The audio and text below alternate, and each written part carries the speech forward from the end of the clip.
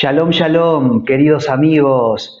Qué lindo reencontrarnos nuevamente en La Raíz, los estudios mesiánicos con Pablo Modernel, nuestro canal de YouTube, o quizás nos estés viendo en este momento a través de Apocalipsis Network, porque ahí del otro lado está Esteban Morales en los controles, el programador de Apocalipsis Network, no sé si Latinoamérica o toda América, que estos programas también él se encarga de pasarlos en algún momento en la programación de Apocalipsis Network. Por eso siempre lo mencionamos y mencionamos Apocalipsis Network, y porque sin Esteban esto no sería posible, porque él es el que no solamente me graba, sino que después sube el programa al canal de YouTube. Así que un saludo grande para Esteban, muchas gracias Esteban, como siempre. Y es un placer, queridos hermanos y amigos, estar en esta oportunidad nuevamente encontrándome con ustedes. Este año habíamos comenzado con una serie bastante larga del programa sobre arqueología bíblica en base al viaje que tuve a Israel en febrero con Moria College y la Universidad Hebrea de Jerusalén. Y después yo hice un programa largo también de varios capítulos sobre la homosexualidad. De modo tal que teníamos hasta este momento, que podés verlo en las listas de reproducción, 16 estudios en La Raíz relacionados con la palabra de Dios. Es decir, este es un canal mesiánico, mesiánico es cristiano, es lo mismo mesiánico que cristiano, pero cuando decimos mesiánico es, bueno, yendo a la raíz judía del Evangelio, por decirlo de alguna manera, y por eso también nos llamamos La Raíz. Entonces, ahí vos tenés 16 estudios teológicos que tienen que ver con la palabra, y yo pensé que por este año, la verdad, a menos que el Señor pusiera algo en mi corazón, no iba a volver a subir ningún estudio, pero evidentemente lo que sucedió el 7 de octubre pasado, 7 de octubre de 2023, marca un antes y un después realmente en el siglo XXI, diría yo. Dudé, tengo que decirles que al principio yo dije, hay mucha información sobre el tema y me parece que no es necesario que yo también sume algo para decir. Por otro lado, me parecía que era un poco como un poco de prensa amarillista, en el sentido de decir, bueno, todo el mundo está hablando de esto. Por supuesto que estoy hablando del conflicto Israel-Palestina, y entonces digo, bueno, mucha gente también, muchos youtubers y mucha gente en las redes aprovecha en el buen sentido la temática, porque es una temática que está candente, para subir material sobre esto, y me parecía un poco como que ni siquiera yo estaba muy seguro de que fuera lo correcto, por lo menos por mi lado, como sumarme en ese sentido, ¿no? Ahora, empieza a pasar el tiempo y en este poco más de mes, que ya hace de ese nefasto 7 de octubre, por supuesto que yo prácticamente no dejo de informarme y de leer con todo y ver todo tipo de programas en YouTube, en inglés, en español, sobre todo lo que ha sucedido. Por lo tanto, me empecé a enriquecer de alguna manera con mucha información que tiene que ver con historia, etcétera. Y llegó un momento en donde, bueno, el Señor ministra a mi corazón, según lo entiendo yo, que, bueno, yo también tengo una voz y también de pronto tengo algo para decir o algo para aportar. De pronto no es algo necesariamente nuevo, pero sí, bueno, otra forma de decirlo, de explicarlo y de ayudar a esclarecer un poco este tema. Porque cuando vemos que el mundo, de alguna manera, en mi opinión, está tan desinformado y la información, a su vez, es tan inclinada hacia uno de los lados, en lugar de ver y de ser más neutral en cómo han sucedido las cosas, entonces es como que realmente empezó a levantarse en mí, a encenderse en mí esa necesidad de decir, bueno, yo también quiero expresarme en este tema. Y además, si La Raíz es un canal mesiánico y si siempre hemos analizado la palabra a la luz del origen judío, por así decirlo, de la Biblia y de la cultura cristiana, porque nuestra raíz es el judaísmo, es imposible que no tengamos nada para decir.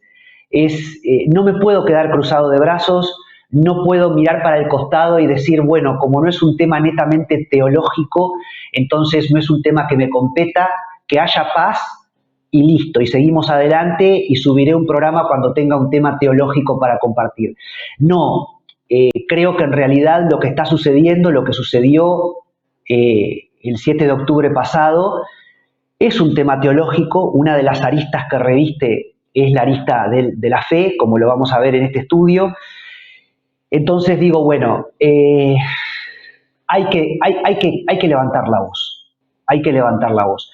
Por supuesto que yo asumo que todas las personas saben de lo que estoy hablando cuando hablo de esa fecha, 7 de octubre de 2023, pero digo, por si alguien no lo supiera, que este conflicto actual entre Israel y Palestina se desató el 7 de octubre de 2023, año 2023, siglo XXI, cuando el sur de Israel, en la frontera con Gaza, vivió un pogromo, como los que enfrentaron los judíos en Europa en el siglo XX, XIX-XX, y por diferentes razones.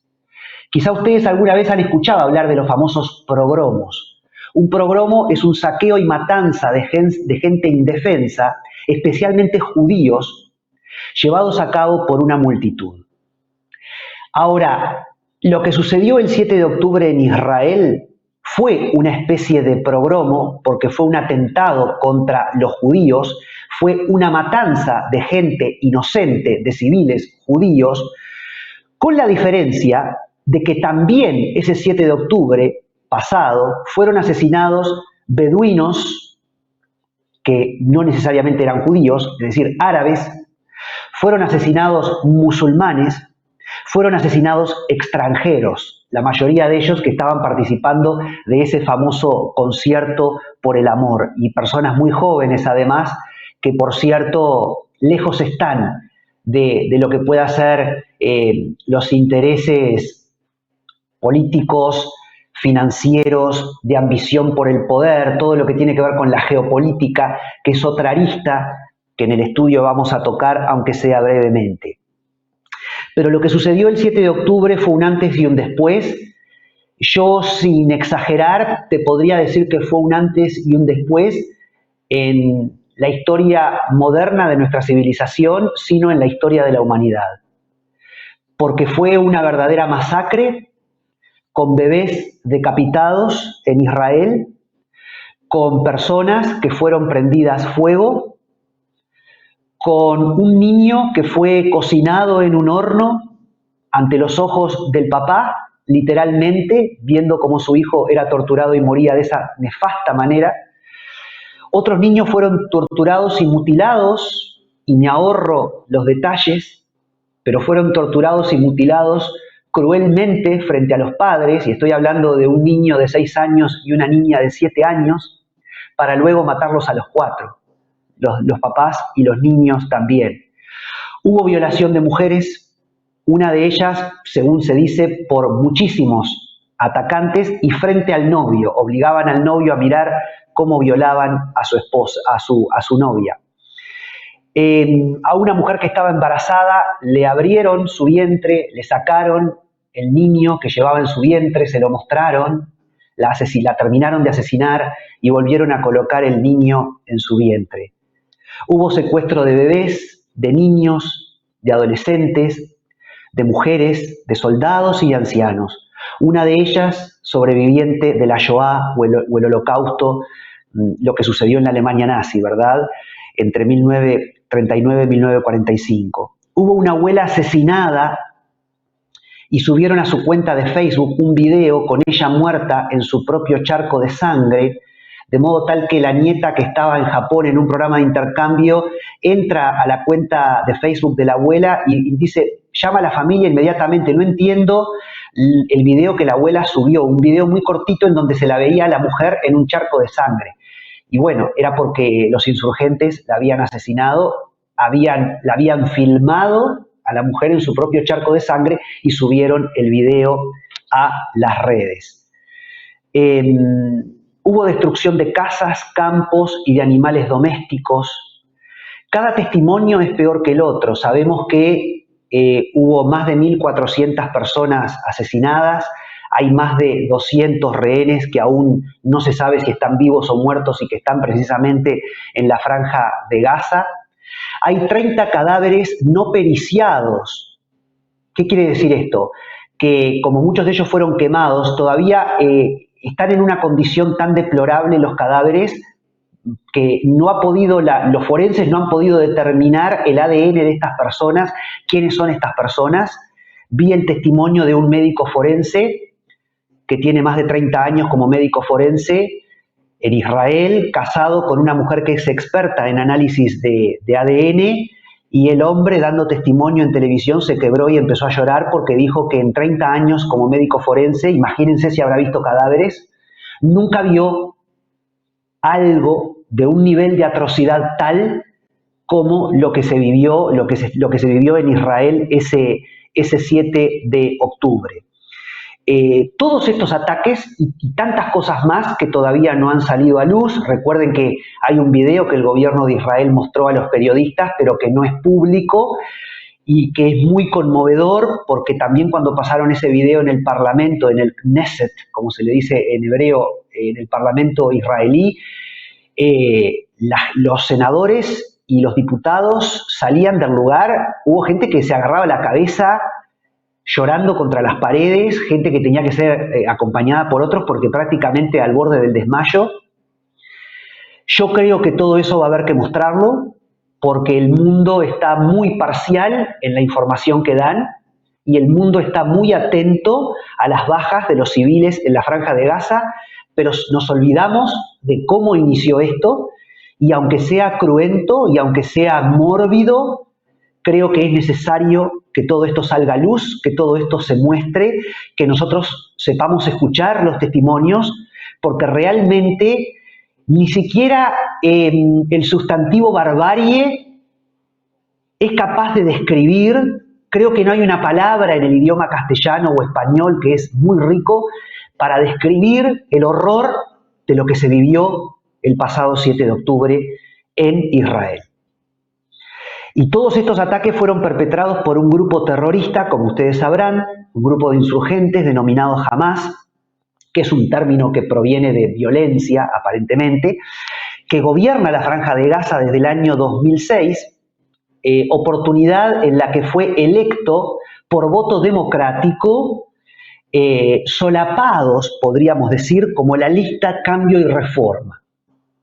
Después lo vamos a explicar un poquito más en detalle, pero bueno, en el 2005 Israel cede la Franja de Gaza, entrega la Franja de Gaza a la autoridad palestina en la Cisjordania, y bueno, hay elecciones y había dos partidos, uno que se llama el Fatah o algo así, que es el mismo partido que de alguna manera gobierna en la Cisjordania, pero se levanta una lista, que es esta lista denominada Cambio y Reforma, que era precisamente del grupo Hamas, que era un grupo que había ayudado a los niños pobres, que daba una serie de ayudas sociales. Y bueno, ese grupo consigue la mayor parte del apoyo de la población de la Franja de Gaza en la elección.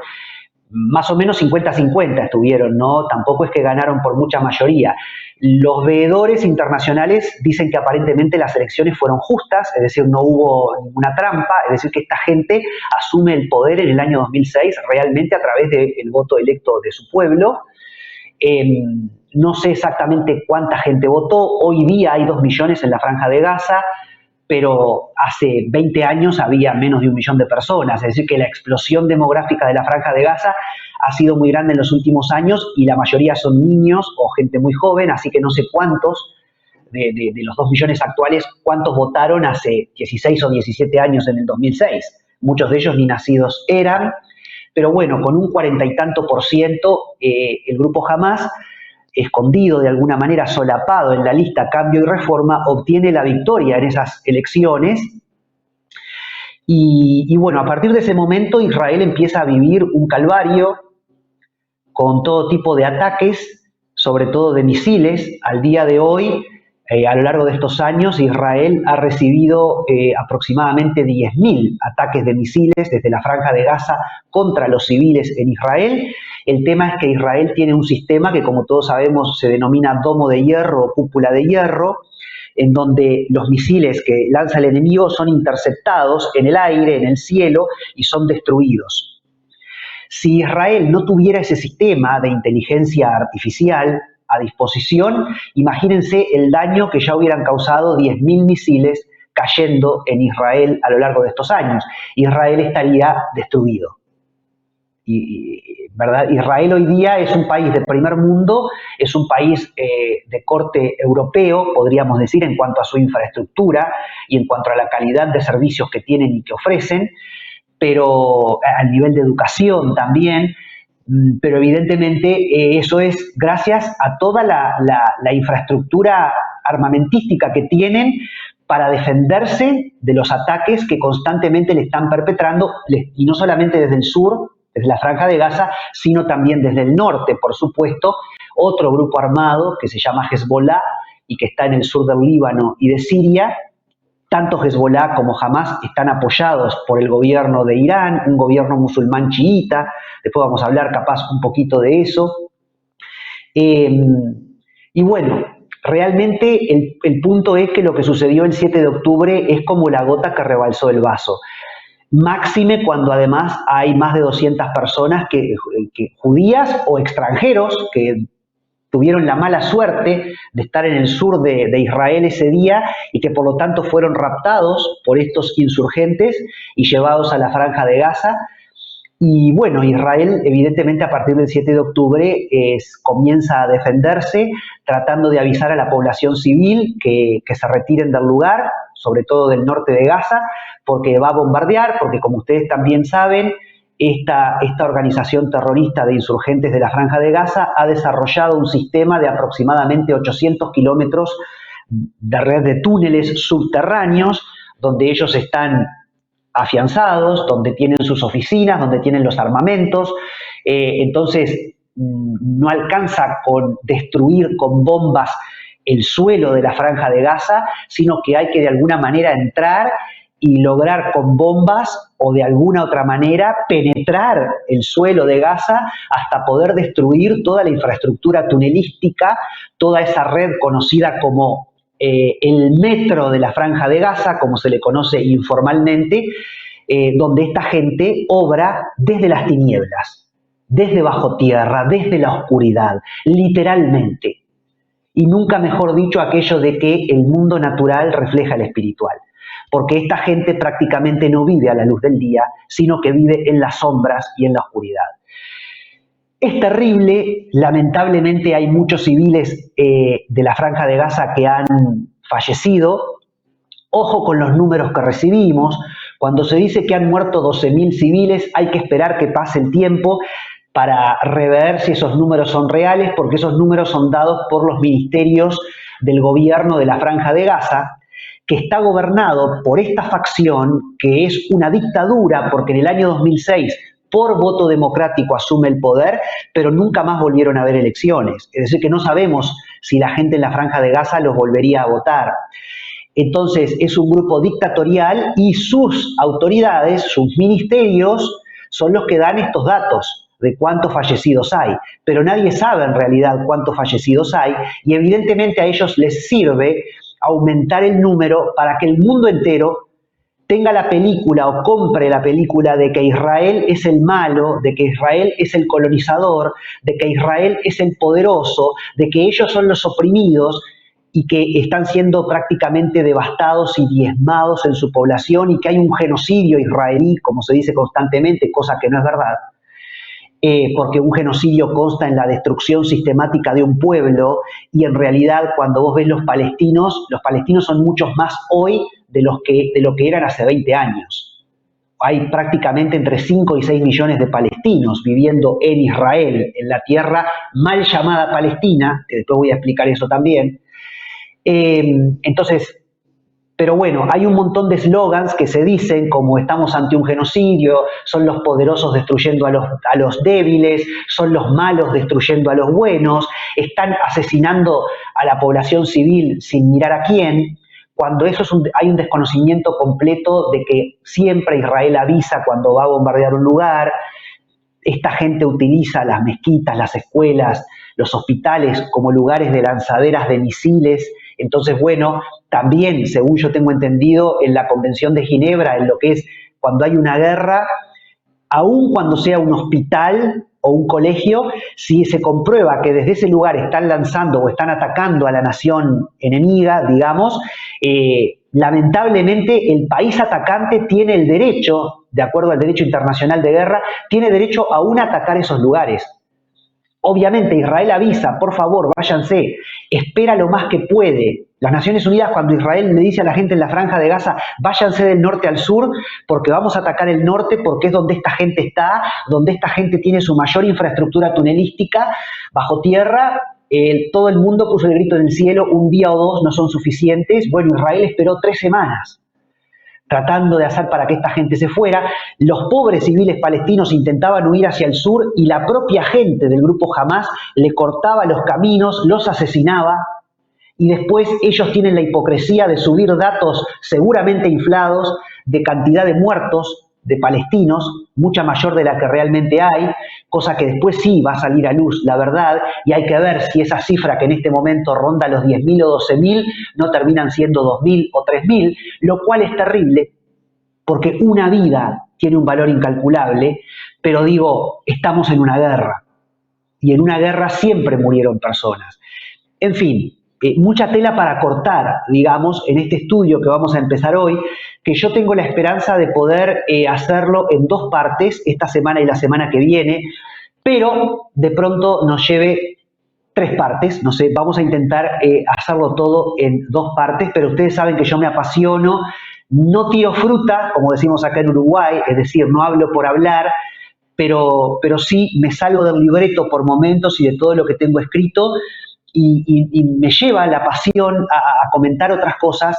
Espero que también el Espíritu Santo sea el que me esté inspirando, porque yo le oro a Dios, no oro la mayor parte de las veces en los programas al aire, pero siempre oro antes y le pido al Señor, Señor, de alguna manera ayúdame a expresar tu corazón, ayúdame a hablar como vos hablarías o a tener tu mente para poder transmitir de pronto lo que vos querés transmitir en este momento, ¿no? Porque nosotros somos eso, los hijos de Dios, nuestro mayor anhelo es ser como, somos un vaso de barro, que tenemos un tesoro dentro nuestro, que es el Espíritu Santo, y nuestro lugar, nuestro propósito en este mundo y en esta vida es, en todo lo posible, tratar de transmitir el sentir del Señor, ¿no? Y esa luz que nosotros recibimos a través de otros en algún momento, nosotros si ahora tenemos esa luz, lo que queremos es transmitir eso. De pronto alguno diga, bueno, qué arrogante creerte que vos tenés la voz de Dios o creerte que vos podés ser la voz de Dios. Pero yo creo que ese es el gran misterio de la encarnación de Cristo para los cristianos, porque Él se encarnó, porque Él murió, y una vez que ascendió, nos envía al Espíritu Santo, y ese Ruach HaKodesh, como se dice en hebreo, o el Espíritu Santo, vive hoy día en nosotros, y nosotros somos seres de barro, nosotros los cristianos tenemos muchos defectos, nosotros pecamos, pero nosotros tenemos un corazón que siempre está ardiente y anhelante de poder agradar a Dios y de poder de alguna manera representar en todo lo que podamos la voz de Dios en el planeta.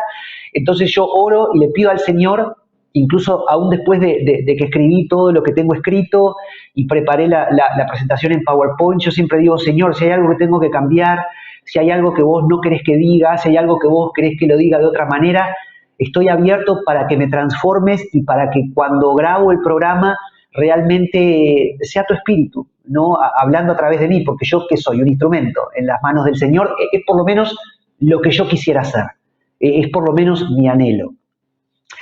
Entonces, bueno, por eso digo que a veces yo me dejo llevar y no solamente me sujeto a lo que tengo escrito, y por eso a veces de pronto el programa se va un poco más de lo que inicialmente tengo escrito, ¿no? Muy bien, me gustaría decirles que nosotros vamos a abordar esta temática desde 4 aristas.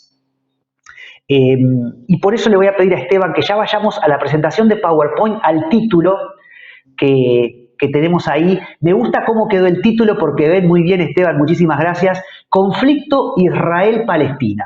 Y bueno, me puse creativo y como verán puse el color de la bandera de Israel para referirme a a la palabra Israel y puse los colores de la bandera de Palestina, o esa por lo menos ha sido mi intención, para referirme a Palestina, que como ustedes saben, hoy lo habrán visto en las noticias, hay muchísimas marchas a nivel mundial pro-Palestina y se habrán cansado de ver la bandera de Palestina mucho más que la de Israel, es la que se ve hoy día, y la bandera de Palestina tiene esos colores, ¿verdad? El rojo, el verde, el negro. Es el conflicto Israel-Palestina lo que vamos a tratar, porque si bien Hamás, este grupo de insurgentes terroristas, es el que perpetró el hecho, pero bueno, acá hay algo más allá de Hamás, si bien la guerra de Israel es contra Hamás y no contra los palestinos específicamente. Pero en la siguiente diapositiva, yo tengo ahí 4 aspectos o 4 aristas que vamos a estar tratando a lo largo de la presentación, que son, vamos a ver la arista histórico-cultural, vamos a ver la arista o el aspecto geopolítico del asunto, vamos a ver el aspecto religioso y el aspecto espiritual. Histórico-cultural, que nos va a llevar bastante tiempo y es muy interesante.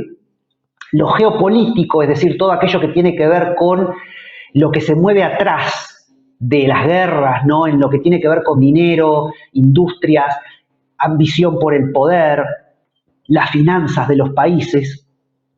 Después el aspecto religioso, que en este conflicto no lo podemos dejar afuera. El tema del Islam no se puede dejar afuera de este conflicto, porque rengueás si no entendés el aspecto religioso en esto. Y el tema espiritual, porque acá hay una guerra espiritual atrás de todo esto. Eso lo tenemos que entender. Y podés volver a mí, Esteban. Y tengo acá una lámpara, ¿verdad? Que en realidad, es una lámpara que en realidad no funciona. ¿Por qué? La tengo de adorno en casa. Podría funcionar, pero acá donde va el aceite, donde va el combustible que alimenta el mechero, que tenemos acá, ¿sí? Donde va el aceite o el combustible en realidad tiene piedras la lámpara, ¿no? Porque es una lámpara liviana, yo le puse piedras para que tenga más peso y no se caiga y no se rompa. Es una lámpara, por lo tanto, que no funciona. Pero si esta lámpara funcionara, evidentemente necesitamos, primero que nada, un continente del combustible y del mechero. Es decir, un envase que contenga ese combustible. Ahora, si yo tengo el continente y el combustible, pero no tengo la mecha, el mechero, evidentemente entonces esta lámpara no va a funcionar, porque tengo el continente, punto número 1, tengo el combustible, tengo el continente, punto número 1, pero no tengo el combustible. Entonces tengo el continente, tengo el mechero, punto número 2, pero no tengo el combustible, punto número 3. Entonces la lámpara no anda. Y ahora, si yo tengo el continente, digamos, la lámpara en sí, combustible acá adentro y el mechero, la lámpara tampoco funciona a menos que yo tenga algo con que encender esa lámpara. Ya sea, como en este caso, un encendedor que yo podría usar para encenderla, o un fósforo, una vela, o lo que fuere. Entonces necesito 4 elementos para conseguir que la lámpara funcione. Necesito lo que encienda la lámpara, pero necesito una lámpara con un mechero y con combustible. Si me falta uno de esos 4 elementos, la lámpara no cumple su función. De hecho, esta lámpara no puede cumplir su función porque es de adorno y está rellena con piedras, no tiene combustible. ¿Y qué quiero decir con esta ilustración de la lámpara? Lo que veíamos en la diapositiva, que este conflicto, yo les puedo plantarme acá y hablarles, ser un experto en historia, ser un historiador, ser un profesor de historia y hacerte todo el análisis histórico-cultural del tema, para que vos entiendas por qué hay un conflicto y por qué este conflicto tiene prácticamente más de 100 años de historia en realidad. Pero ¿qué pasa? Si yo me focalizo solamente en esa arista, no es suficiente. Acá hay otros intereses atrás y ahí es donde entra el tema de la geopolítica. Y es donde tengo que entender y no ser bobo, que no es un tema solamente de un conflicto histórico-cultural.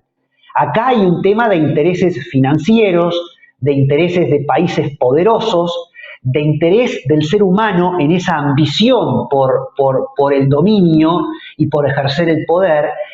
Y voy a renguear si encaro este tema y solamente me quedo con lo histórico-cultural, pero no le pongo atención a la geopolítica.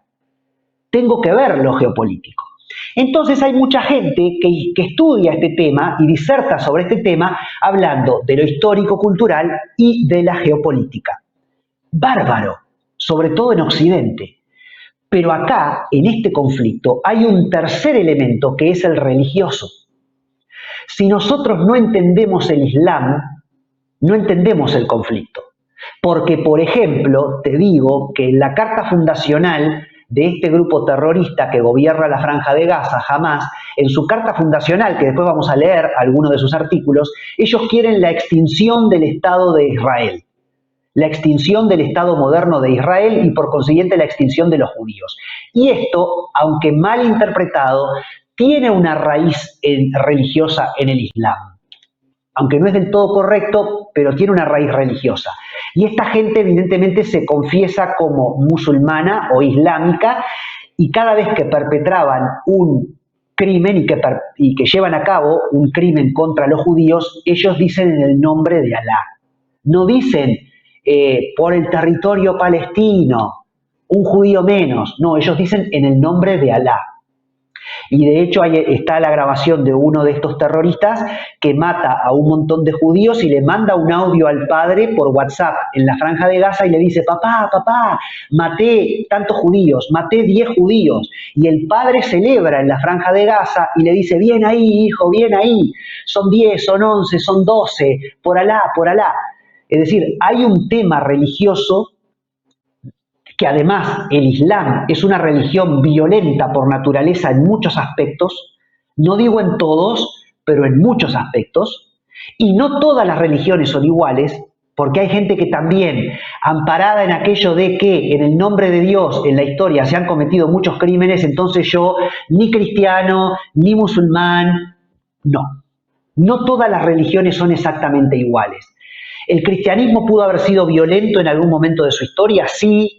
Dentro del cristianismo no solo los católicos, sino los protestantes y los ortodoxos llegaron a ser violentos por diferentes cosas que sucedieron, como la Inquisición, como la quema de personas o como la quema de brujas, el apedreamiento de personas. El judaísmo también ha sido violento en su historia en algunos momentos, pero también hay que entender los tiempos en los cuales estas religiones ejercieron esa violencia. Incluso de pronto hasta el budismo ha sido violento en algún momento. Pero en realidad, cuando vos analizás el Islam en comparación con estas religiones, vos te das cuenta que en realidad ni el judaísmo, ni el cristianismo, ni el hinduismo, ni el budismo, ni ninguna otra religión tiene el grado de violencia que tiene el Islam. Entonces acá no podemos dejar afuera el lado religioso por connotaciones además que tiene respecto a cómo viven ellos la vida y lo que les significa a ellos matar a un judío o a un infiel desde el punto de vista religioso. Ellos se vuelven mártires. Entonces digo, hay una serie de conceptos que tenemos que tocar y analizar en ese punto, y si yo no me doy cuenta de eso, y si yo solamente quiero decir, este es un conflicto histórico, cultural, y es un conflicto geopolítico, de intereses económicos y de poder, no hay otra cosa, mentira. Tenés que tocar el tema del Islam, tenés que tocar el tema de la religión, porque si no, no terminás de entender el conflicto. Y no es lo mismo el Islam que la cultura judeocristiana. Hay un abismo de diferencia entre una cosa y otra. Basta de meter a todo en la misma bolsa y decir que todas las religiones son iguales, porque no todas las religiones son iguales. Y no es lo mismo lo judeocristiano que lo musulmán. Y basta también de decir que una cosa es el extremismo musulmán y otra cosa es el resto del Islam. Más o menos. En parte sí. Hay mucha gente musulmana tranquila, entre comillas, podríamos decir, pero ojo, Porque hay una concepción de base violenta. Porque eso ya viene en la idiosincrasia de esa religión y desde el vamos. Desde su propio fundador, que fue muy violento, Mahoma, hasta los que van a venir después de él. Donde hay hasta un caudillismo entre los sucesores de Mahoma, de donde vienen las dos grandes ramas del Islam, que son los chiitas y los sunitas, y que entre ellos no se pueden ver. Se pueden ver para destruir a un enemigo común como Israel, pero no se llevan para nada bien entre ellos. Entonces, hay que tocar la arista del tema de la parte religiosa, si no, no se termina de entender este conflicto tampoco. Pero vos podés tocar la parte histórico-cultural, la parte geopolítica y la parte religiosa, y si vos no entendés que atrás hay un tema espiritual, todavía vas a estar rengueando en el encare que hagas de este tema. Porque acá hay un tema espiritual. Y cuando digo un tema espiritual, me refiero a una lucha entre el bien y el mal, entre la luz y las tinieblas. Sí, señor. Y hay un tema que atañe y que tiene que ver con la Biblia, con la profecía bíblica, con lo que la Biblia tiene para decir respecto a Israel, respecto a la Iglesia, respecto al odio que el enemigo le tiene a Israel y a la Iglesia. Entonces, acá hay también que ver la arista espiritual del asunto. Porque si no, es como que vos lo entendés, pero no lo terminás de entender. Entonces, lo que yo quiero hacer en este estudio es tocar estas cuatro aristas, y por eso digo, para que la lámpara encienda necesito las cuatro cosas, ¿verdad? Encendedor, combustible, recipiente y mechero. Bueno, para entender más cabalmente este tema, necesitamos atender a todas estas aristas. Y la primera arista es la histórico-cultural. Entonces nosotros vamos a hacer un poquito de historia para entender esto, y me gustaría, Esteban, que fuéramos a una diapositiva, que es una diapositiva que tiene un mapa, la diapositiva número 5, que tiene otro propósito para el estudio, que más adelante yo lo voy a explicar. Muy bien, Esteban, muchas gracias. Esto después yo voy a explicar qué quiere decir este mapa. Pero lo primero que quiero que entendamos, y en este momento voy a usar este mapa para este otro propósito, es que ustedes vean que, no sé si ustedes logran distinguir un puntito azul en el mapa, una pequeña franja azul en el mapa, eso es Israel y Palestina, para que entendamos la dimensión del territorio geográfico del que estamos hablando. Eso azul es Israel o Palestina, o Israel y Palestina.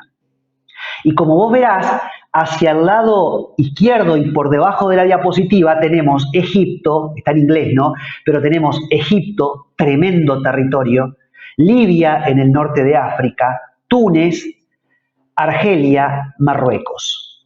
Todas naciones árabe-musulmanes.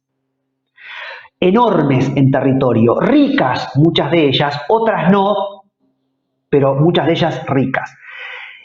Al norte de Israel tenemos Siria y el Líbano. El Líbano es más pequeño que Israel y Palestina, pero Siria es enorme.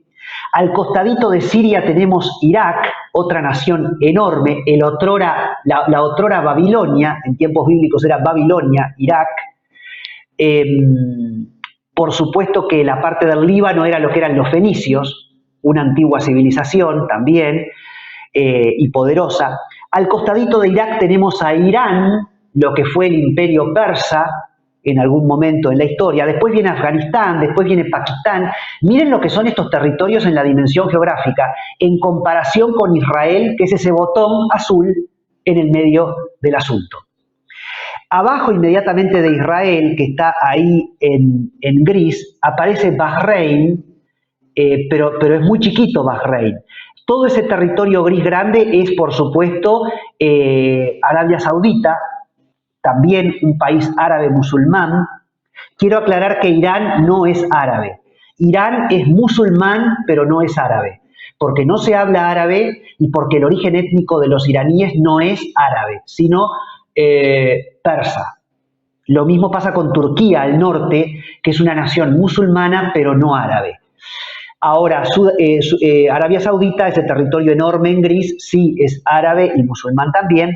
Y al sur de Arabia Saudita tenemos Yemen, y ahí dice Adén, pero hoy día todo es Yemen, eso. Aparece también ahí Omán. Bueno, este mapa en este momento quiero que ustedes lo tengan presente solamente para darse cuenta que el mundo que está acusando a Israel del malo, el perverso, el poderoso, el maldito, miren lo que es geográficamente.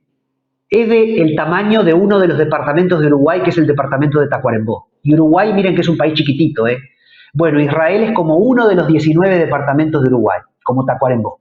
Rodeado de naciones, muchas de ellas ricas porque son naciones petroleras, con un tremendo poderío, y que todas esas naciones en verde, e incluso Arabia Saudita que ahí, y Bahrein, que ahí están en gris, son hermanos musulmanes de los palestinos que viven también con los israelíes en ese puntito azul del mapa. Esto es solamente para que visualmente tengamos una idea de lo que estamos hablando desde el punto de vista geográfico. Y ahora nos vamos a la diapositiva 3, Esteban, porque quiero entrar a hacer historia. Vamos a ir a la diapositiva 3, porque quiero primero ver la diapositiva y después analizarla juntos. Vamos a hacer, primero lo voy a llevar a la diapositiva, ¿por qué decimos que, cuál es el origen, qué pasa con esta tierra israelo-palestina? Y voy a hacer un raconto muy rápido, muy genérico, pero les voy a decir que en primer lugar en el año 2000 a.C., la tierra prometida, Israel, lo que hoy es mal llamado Palestina, fue dada a Abraham. Hacia el 1400 fue reconquistada por los hebreos cuando salen con Moisés de Egipto y llegan a la tierra prometida y se instalan en ese lugar hacia el año 1300 a.C. Va a haber un periodo de jueces hasta que en el año 1000 llegue la monarquía con Saúl, David, Salomón, Roboam. Todo esto es historia, todo esto está comprobado por la arqueología, los textos bíblicos y otros textos. Y ahí van a quedar los judíos hasta el año 70 después de Cristo, donde va a venir una diáspora tras la destrucción de Jerusalén y el templo por los romanos. Va a haber otras diásporas, una en el 115 y otra en el 135, como está ahí en la diapositiva, la diáspora tras la revuelta judía de Bar Kokhba.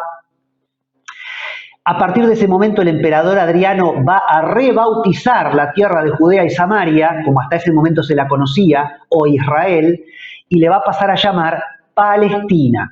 Y después voy a explicar de dónde viene este término etimológicamente, que en hebreo se dice Plishtim. Los palestinos en hebreo son los Plishtim. Vieron que hay una similitud. Plishtim, Palestina, y viene de filisteo esto. A partir del año 300 después de Cristo, los cristianos van a empezar a tener un interés por Tierra Santa y van a empezar a ir a Tierra Santa y van a empezar a fundar lugares en Tierra Santa, es decir, que ya no solamente un lugar de unos pocos judíos que quedaron después de la diáspora, sino también de cristianos y otras etnias que había en ese lugar, dentro de las cuales ciertamente había árabes, pero no eran mayoría. Año 600 después de Cristo aparece un personaje en la historia muy importante en este cuento, en esta historia, y es nada más y nada menos que Mahoma. Y tras Mahoma, por cosas que voy a explicar, van a llegar los califatos que van a venir a establecerse, que van a poner el Domo de la Roca en el lugar donde estuvo el Templo de Salomón. El Domo de la Roca es esa estructura dorada que hoy día se ve en todas las postales de Jerusalén, que está arriba del Muro de los Lamentos, en el lugar donde estaba el Templo de Salomón. Bueno, hacia el año 700 se erige este monumento por parte de los musulmanes, porque ya Jerusalén había pasado a ser un lugar santo para los musulmanes. Pero esto fue en el año 600 después de Cristo, y Jerusalén fue fundada en el año 1000 antes de Cristo por el rey David, y fue dada a Abraham en el año 2000 antes de Cristo, es decir, a un judío. Porque después vamos a ver que fue dada a Abraham a través de su descendencia Isaac, el padre de los judíos, no Ismael, el padre de los árabes. Hacia el año 1000 y 1300 después de Cristo van a venir los selyúcidas, un imperio turco que toma control de Jerusalén, los cruzados, la Iglesia Católica, los mamelucos que vienen de Egipto, otro grupo musulmán, hasta que finalmente llega el Imperio Otomano hacia el 1400 y van a gobernar Tierra Santa hacia el 1918. Y ahora sí podés venir a mí, Esteban, porque después vamos a ver el análisis de lo que es el siglo XX, propiamente dicho, para llegar a nuestros días. Pero es importante primero tener este panorama, este abanico, este paneo histórico, porque muchas veces hoy día se escucha, entre los eslogans que se escucha, por ejemplo, que los judíos vinieron y sacaron de su tierra a los palestinos y que los judíos son colonos del Imperio Británico traídos de Europa y que en realidad ni siquiera judíos son y que se instalan en una tierra que no le es de ellos y que sacan a los árabes a patadas o a los palestinos a patadas. Bueno, todo este raconto histórico que hacíamos muy breve en la diapositiva, lo que te demuestra es que en realidad esta tierra fue prometida a los judíos hacia el año 2000 a.C., Abraham, el padre de los judíos. Después nosotros cuando abordemos el aspecto religioso vamos a ver que el propio Corán, el libro de los musulmanes, dice que toda la tierra que está al oeste del río Jordán y hasta el mar Mediterráneo es de los hijos de Isaac. Es decir, que el propio Corán está diciendo que esa tierra es de los judíos. Toda Palestina, no solamente lo que hoy día ocupan los israelitas, sino también la Franja de Gaza y la Cisjordania, que son lo que hoy día son territorios palestinos.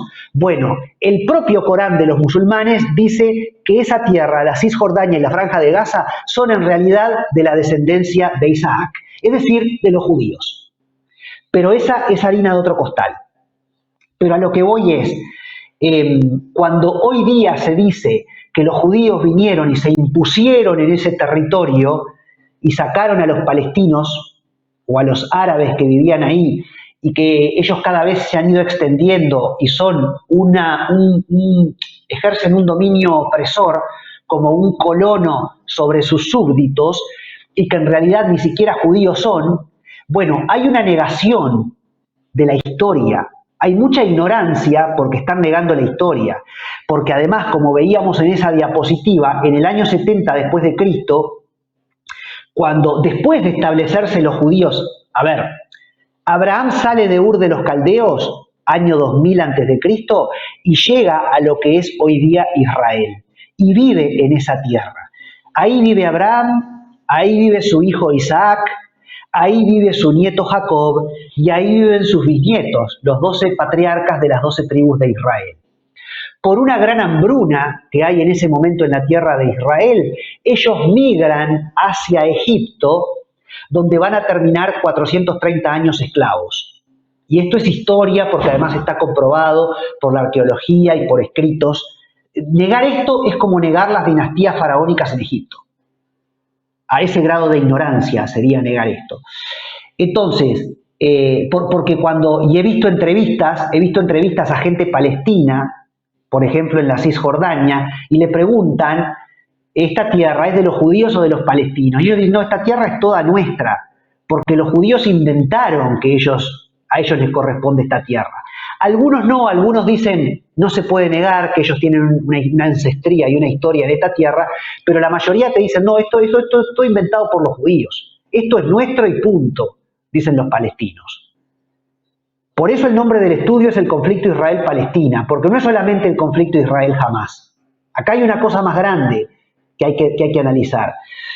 Pero están negando la historia y están siendo muy ignorantes, porque la salida de los hebreos de parte de Egipto y la reconquista de la tierra prometida no se puede negar, porque de hecho ellos se establecen ahí, primero con un periodo de varios siglos de jueces, que eran los mandatarios, hasta que después llegan los monarcas, los reyes, Saúl el primer rey, y luego la famosa dinastía del rey David, Salomón, Roboam. Después de Roboam, el reino de Israel se divide en dos, Israel y Judá. Esto lo podés ver en uno de los estudios de la raíz. Israel, su historia, nuestra historia. Si vos buscás en la lista de reproducción, vas a encontrar un estudio que es Israel, su historia, nuestra historia, y ahí yo explico lo que es esa división del reino, pero todo esto es historia, todo esto está documentado, además la arqueología lo comprueba. Y te estoy hablando del año 1000 antes de Cristo. Después va a venir el imperio asirio, que se lleva cautivo al reino del norte, pero no puede conquistar a Jerusalén y al reino de Judá en el sur. Después va a venir el reino babilonio, que el imperio babilónico sí se lleva cautivos a los del reino del sur en el 586, pero ellos vuelven de Babilonia en el 522, reedifican el templo de Salomón, que había sido destruido, un templo que había durado 500 años, o 400, desde el 900 al 500 y pico, lo reedifica Zorobabel y ese templo va a quedar en pie hasta el año 70 después de Cristo. Ahí los judíos van a resistir lo que fue el imperio medo-persa, el imperio griego y el imperio romano. Pero en el año 70 después de Cristo, los romanos van a destruir Jerusalén y el templo, y ahí va a suceder la diáspora del pueblo judío.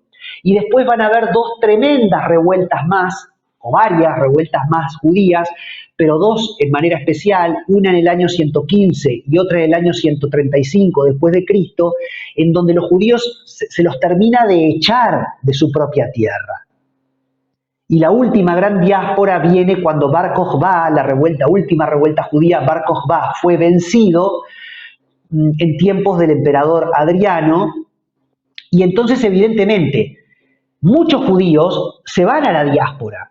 Pero hay algo que hay que entender, la gente no se esfuma, la gente no desaparece como si fueran extraterrestres. Si vos los echás de un lugar, se van a ir a otro lugar y se van a establecer en otro lugar. Y los judíos se establecen en todo el mundo antiguo conocido. Se establecen en todos aquellos lugares relativamente cerca de Israel, como por ejemplo todo el norte de África, como por ejemplo Asia Menor, al norte, lo que hoy es Turquía, como por ejemplo la Europa Oriental y la Europa Latina, lo que es la parte, por ejemplo, de España, Portugal, incluso Italia, también Francia. Los judíos se esparcen por todo el mundo antiguo conocido y también para el lado de Irak y de Irán, incluso hasta Pakistán, la India. Todo lo que es alrededor de Israel tenemos la diáspora del pueblo judío. Y los judíos se establecen en esos lugares. Y no es de balde que hasta genéticamente se puede comprobar tu ancestría judía, y están los judíos misrajíes, que son los de la parte de África, los judíos askenazíes, que son los de la Europa Oriental, Rusia y Europa Oriental, y los judíos sefaradíes, que son los de Turquía, España, Portugal, etc. Entonces, cuando vos me querés negar y me querés decir que los inmigrantes, que después vamos a ver qué pasó en el siglo XX, las grandes migraciones judías en el siglo XX hacia la tierra de Israel, mal llamada Palestina, no son judíos, me estás negando la historia, me estás negando la genética. ¿Cómo que no van a ser judíos? Son judíos misrajíes, son judíos askenazíes, son judíos sefaradíes, por favor, por favor. No son gente que es foránea a ese lugar. Sus ancestros fueron los dueños de ese lugar durante miles de años. Hace 4000 años que los judíos tienen presencia en ese lugar. ¿Cómo que Israel no es del pueblo judío? Por el contrario, los palestinos que dicen el nombre Palestina viene de Filistea, y los filisteos eran un pueblo que estaba en la Franja de Gaza hace miles de años. Sí, pero yo te voy a decir una cosa, eso es verdad, etimológicamente la palabra Palestina viene de Filistea, pero etimológicamente, porque te voy a decir que los filisteos, que eran los otrora habitantes de la Franja de Gaza en algún momento, también fue un pueblo foráneo que vienen del mar Mediterráneo, no eran un pueblo árabe, eran un pueblo que según se cree viene de las islas griegas. Los egipcios los llamaban los pueblos del mar, porque venían del mar. Y esto se puede comprobar porque la arqueología ha descubierto cientos de fragmentos de cerámicas de esa civilización, por ejemplo, entre otras cosas, que evidencian que eran un pueblo de características más bien griegas. Los filisteos eran un pueblo pagano, idólatra, politeísta. La Biblia habla de los filisteos en reiteradas ocasiones. Uno de sus dioses era Dagón.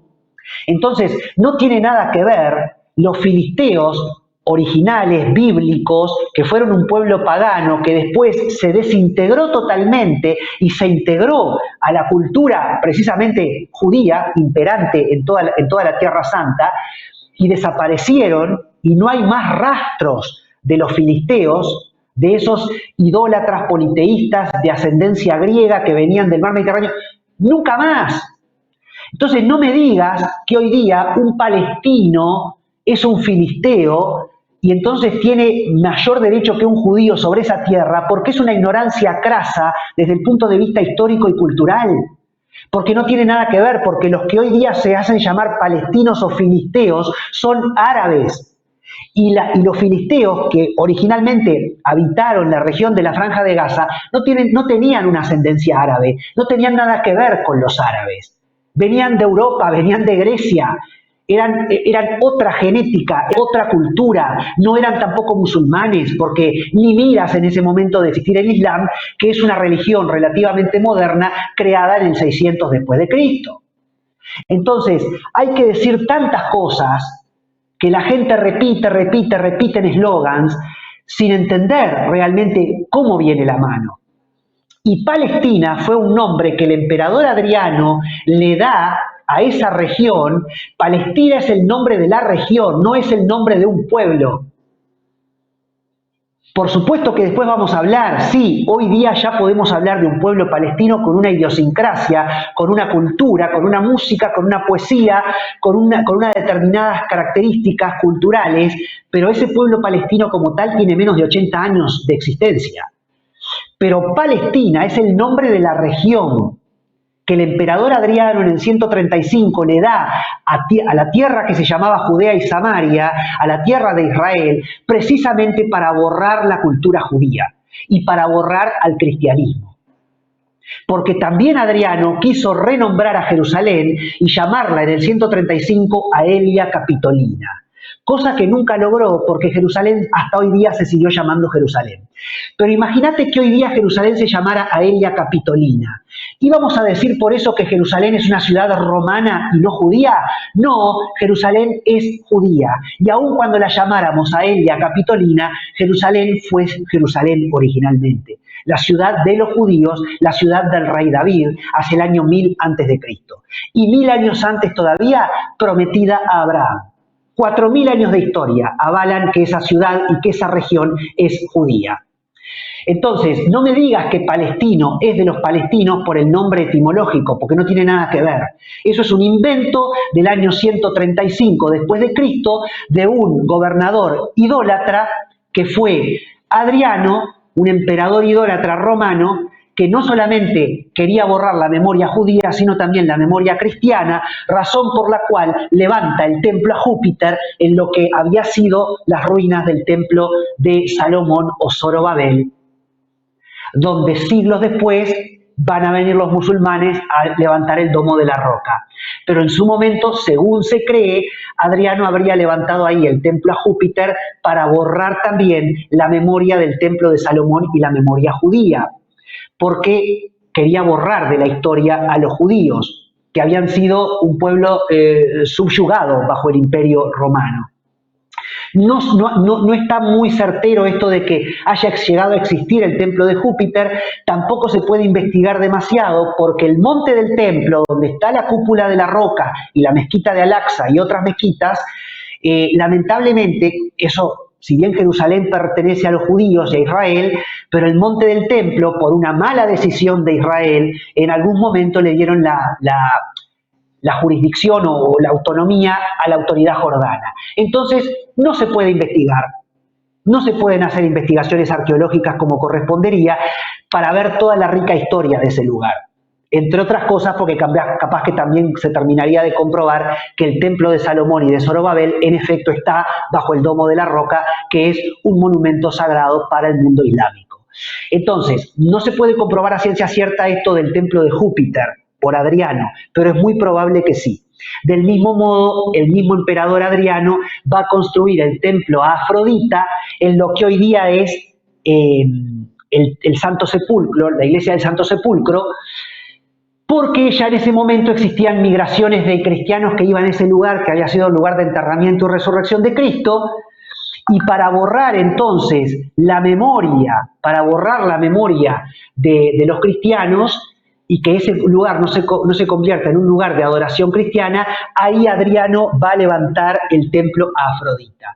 Lo que pasa que siglos después, en el 300 después de Cristo, cuando Constantino, el emperador romano, se convierte al cristianismo y su madre era una devota cristiana, ella va a venir a Jerusalén y va a fundar lo que fue la primera estructura, el primer edificio de el Santo Sepulcro, en donde supuestamente estaba ese templo a Afrodita, porque en realidad el Santo Sepulcro es el lugar donde Jesucristo habría muerto y resucitado. Entonces, hay una historia atrás de este lugar, mal llamado Palestina, a partir del año 135, que sí, hace 2000 años se lo conoce como Palestina, pero que en realidad ese es el nombre que un emperador pagano, Adriano, le dio al lugar, cuando en realidad ese lugar debiera de llamarse Samaria o Judea, por no decir Israel. Se nos ha ido la hora, ha pasado la primera hora y quedamos recién ahí, todavía en medio de la historia, ni siquiera entramos en el siglo XX, así que es muy probable que el estudio nos lleve unas 3 clases, ya lo empiezo a ver. Yo te invito para que te sigas sumando y que, bueno, la semana que viene te vuelvas a comunicar con nosotros. Te doy muchas gracias, Esteban, por estar del otro lado ahí en los controles y bueno, seguimos buceando en este conflicto Israel-Palestina la semana que viene. Los espero, que el Señor los bendiga.